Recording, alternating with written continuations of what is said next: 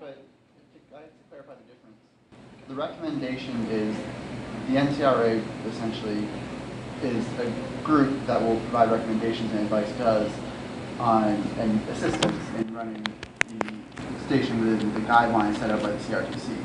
The actual requirement would be the CRTC's requirement for renewal.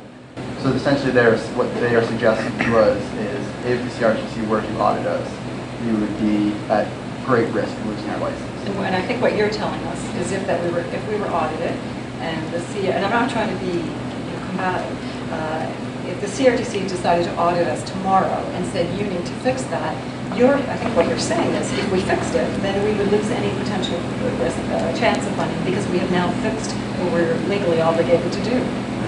I speak just from a pure internet. I think Chandler can fill in blanks here because it's several more things, but I don't think it would necessarily be perceived that way. It's just it does seem quite suspect. Yeah. Two seats removed, two added, and very likely to be if there is if somebody's trying to help with cars, they're definitely going to think that that's what the ulterior motive is. So that's what I mean. Is it necessarily an existential threat? Do you feel the CRTC breathing at? Can I ask that question in a different way? Sure, certainly. I'll ask that question. Because he's not capable. I mean, that's hilarious. You just ask the question.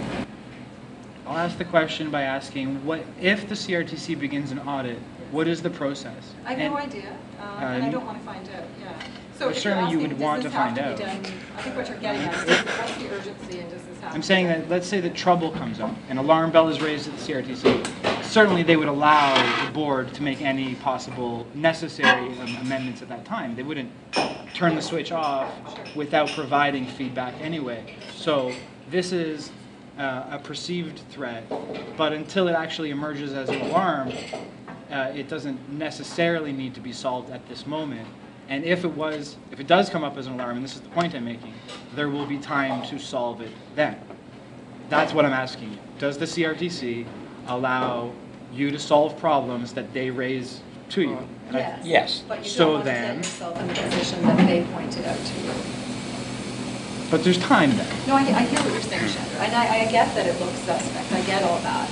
But the reality is if we don't do it now, when does it happen? We couldn't do it last year because there was a referendum, and the year before there was a referendum. We could have done it. We couldn't have done it. We couldn't have done it. You know, at the end of the day, we still have a radio station to run.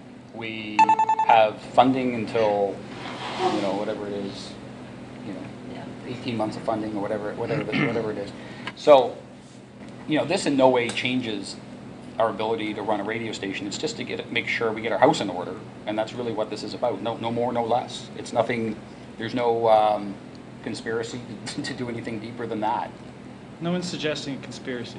Well, you can vote No, no. exactly. Well, so, actually, he can't vote no because he can't vote. Right. Well, he can, but everybody else can vote. So the motion is out there. I think we probably just, in the essence of time, need to get to a point where we decide if we're going to move forward with it or not. So, I'm happy to second. So we have a seconder? I'll second the motion. So what is the motion that we... The motion is to amend the board as per the documentation that would... From 2 to 4. Right, to increase the amount of community members from 2 to 4. So you're adding 2 brand new seats to the board, you're not subtracting any and replacing them? Correct. 2 net new community members.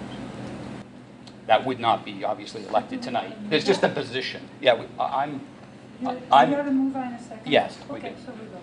Okay. All right, we can vote then, Deb? Yeah. How do you want to do this? Ballots or? Yeah, ballots.